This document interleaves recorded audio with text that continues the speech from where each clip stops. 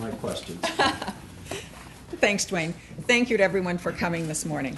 K&L Gates is very pleased to be sponsoring this morning's program entitled Structuring and Financing the Clean Tech Deal. This is the third year the firm has sponsored this particular program. We're a global law firm, almost 2,000 lawyers in 37 offices on 3 continents, recently recognized by the Law 360 as one of the global 20 firms in the world. We're a firm of over 1,800 lawyers, offices in the United States, Europe, and Asia. And as you'll hear from some members of our firm later this morning, the firm has developed and handled innovative project financings in this space for clients throughout California and throughout the world. 2 attributes, I think, that set us apart from the many law firms here in San Diego. One of them, Dwayne alluded to earlier, the in-depth public policy practice that, frankly, has helped a number of companies, including some right here in San Diego, navigate the waters of the stimulus and obtain grants and loans under that program. The second being the seamless way in which the firm can assist you in doing business in Europe, most particularly in Asia. We have one of the largest and strongest and most in-depth Asia practices of any global law firm.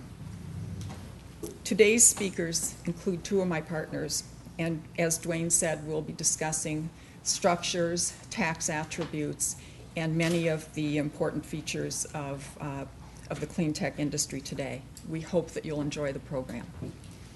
Now I'd like to introduce the first of our speakers, my partner Dirk Michaels, who is a partner in the Palo Alto and San Diego offices of K&L Gates.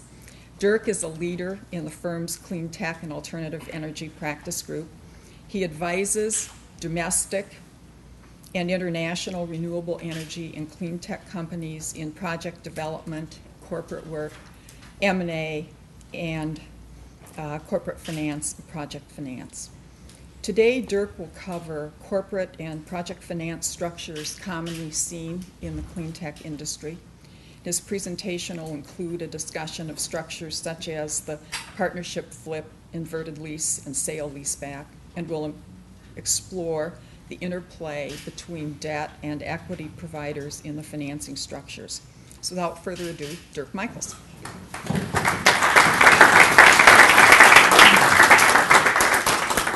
Yeah, thanks, Sue. Morning, everybody.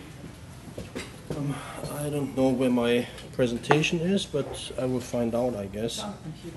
What? It's on the computer. That's good. So it's just the next one? Yeah, I think Dirk can just use the pointers down at the bottom. Okay. Ah, here we go. So yeah, thanks, Sue, for the introduction, and thanks to all of you for coming by this morning to listen to us and being interested in the topic. I'm going to talk for about 15 minutes about corporate and project financing structures in the clean tech industry. And before I do so, I would like to get a little bit of a feeling who you are. In the clean tech industry, I at least separate the technology startup companies more from the project developing companies. So who is more on the startup technology company side? Okay, and who's more on the project development side? Okay, looks like it's being equally divided. Okay, fine. So I have 15 minutes, and I'm at times going to race through what I have to say. I don't have to do the marketing anymore because Sue already did a great job with that. So let's just go into clean tech. Clean tech advising clean tech companies on the legal side is a multidisciplinary practice. It goes beyond the traditional advice that we give to technology startup companies such as M&A joint venture, intellectual property, and corporate and transactional. What comes in addition to that is the real estate and development, the public policy and regulatory, very important because the federal government is one of the major investors into clean tech these days, and the project financing. Now, what we see is a pretty strict divide between financing structures. On one hand, the traditional startup companies, emerging growth companies, with traditional emerging growth financing structures. It's kind of a rhythm that goes from seed financing, angel financing, 200,000 to 1 million, first institutional round, Series A, somewhere between 1 million and 10, then 2 to 3 rounds of expansion financing, Series B, C, D, what have you, increasing in size, 5 to 15, 10 to 25, 20 to 50, and then we all hope that we are going to have a nice exit like LinkedIn. Not always happening, but that's what the VCs are looking for.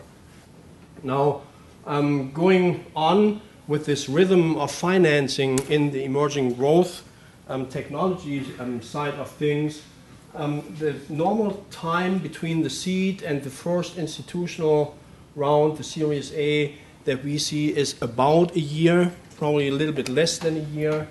And then the round or the time between different expansion rounds between 12 to 24 months. And then the exit very much driven by the lifetime of the VC funds between 4 to 8 years, ideally. Now, clean tech companies are relatively different. And I'm talking about specifically here about technology companies, not necessarily about the project development companies. I'm getting to that a little bit later. After a modest first round, the clean tech companies, specifically those which have technologies which require manufacturing, have a large finance need, 50 to 150 million for facility build out or then project financing. But again, I'm getting to the project side of things later. And that's a little bit different than the rhythm that we saw with normal startup companies. Okay? It ramps up pretty quickly, pretty shortly after the Series A.